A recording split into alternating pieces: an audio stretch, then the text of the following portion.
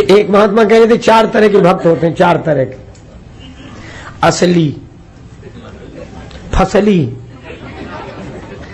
नकली और दखली। असली कौन? बोले जो हमेशा भक्त रहे। और फसली कौन? बोले जो मौसम देख के,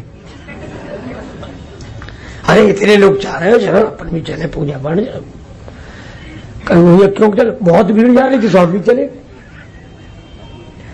देखो नदियां खाली पड़ी रहती, बरसात में कैसी उमड़ कर चलती। तो जब कभी सत्संग की, कथा की, कीर्तन की, पूजा पाठ की बरसात होती है तो उमड़ पड़े फसली। अच्छे हैं तो असली, फसली। नकली कौन? और दूसरों को करते हुए देख कर करें, तो वो कर रहे थे इसलिए हमने भी सोचा कि हम भी करें, अच्छा है। लेकिन चौथे दखली। दखली जानते हो, न खुद करे न दूसरे को करने दे। फिर हो जा रहे पूजा करने जा रहे, काहे को तुम भी चक्कर में पड़े, छोड़ो, ऐसा तुम ऐसा। जानकार वो भी है, लेकिन वो खुद कर रहे न दूसरे को करने दे रहे। तो यदा कदा तो हम लोग भी भक्त हो जाते हैं, लेकिन भक्त सदा नहीं रह पाते हैं। क्यों? क्योंकि भक्ति अगर होगी, देखो एक और गंभीर बात मैं आपको बताऊं, भावुकता में और भाव में अंतर है, बहुत अंतर है। हम लोग भावुक हैं और भावुकता क्षणभंगुर होती है। रामायण में 2 का उदाहरण है, एक भावुक का, एक भक्त का। भक्त है भरत जी और भावुक है कुंभकर्ण। दोनों मगन होते हैं।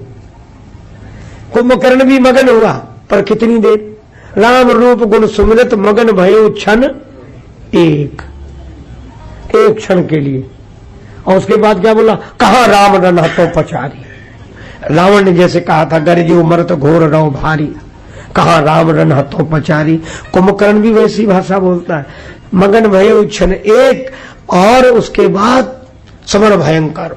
कुंभकर्ण दुर्मद रण रंगा, चला अकेल सैन नहीं संगा। एक क्षण के लिए मगन हुआ। राम रूप गुण सुमिरत मगन भयो क्षण एक। और राम विरह सागर में भरत मगन मन हो। भरत जी का भी मन मगन होता है, पर कैसे? का भरत स्वभाव सुशीतलताई, सदा एक रस बरनी न जाए। ये भक्त है जो सदा एक रस रहे, वे भक्त है।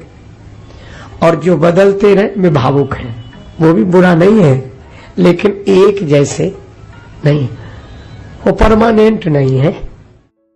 नीर निराकार है, और इस निराकार जल को कोई कटोरी में भर के फ्रिज में रख दे और रखा रहने दे, तो वही पानी जम जाता है कि नहीं? और जमने पर वह हो जाता बर्फ। तो पानी का तो कोई आकार नहीं, पर बर्फ का आकार है कि नहीं? जिस कटोरे में रखेंगे, जिस गिलास में रखेंगे, उसी का आकार ग्रहण कर लेगा। अच्छा, पानी को बर्फ बनाने के लिए पानी में कुछ मिलाया तो नहीं, केवल फ्रिज में रखा। अच्छा, बाहर निकाल के रखो तो वह फिर पिघल कर निराकार हो जाता है, और फ्रिज में रखो तो फिर जमकर साकार हो जाता है। और मैं आपसे कहता हूं, इसी तरह निराकार साकार में कोई भेद नहीं। उस निराकार व्यापक परमात्मा को जब कोई अपनी निष्ठा की कटोरी में भर के भक्ति भाव के फ्रिज में रखता है, तो निराकार ही साकार हो जाता है। तुलसीदास जी उत्तर लिखते हैं, जो गुण रहित सगुण सोई कैसे,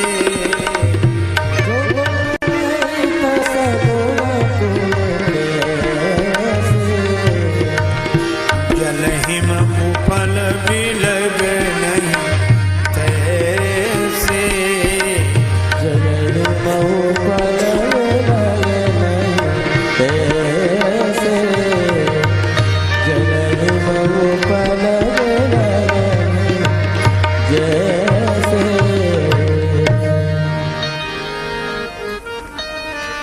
जल और बर्फ जैसे अलग अलग दिखते हैं, पर अलग अलग हैं नहीं।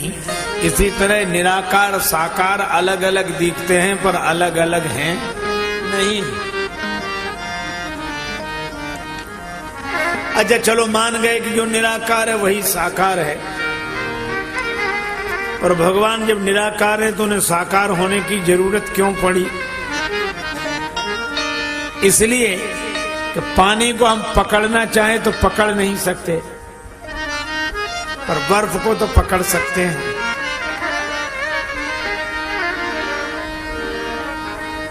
इसी तरह हम निराकार ब्रह्म का अनुभव कर सकते हैं, उसको पकड़ नहीं सकते, पर जब वह साकार हो जाता है तो हम पकड़ सकते हैं।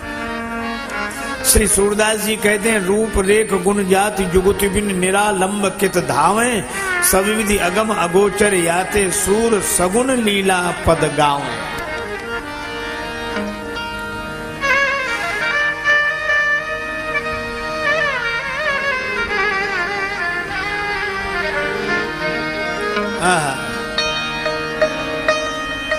इसीलिए भगवान निराकार से साकार हुए कि सब हमें पकड़ सके। तो हमने ये कथाएं सुनी स्वामी राजेश्वरानंद जी महाराज द्वारा। बहुत ही सुंदर तरीके से इन कथाओं में किया है। उम्मीद है आपको ये कथाएं बहुत पसंद आई होंगी।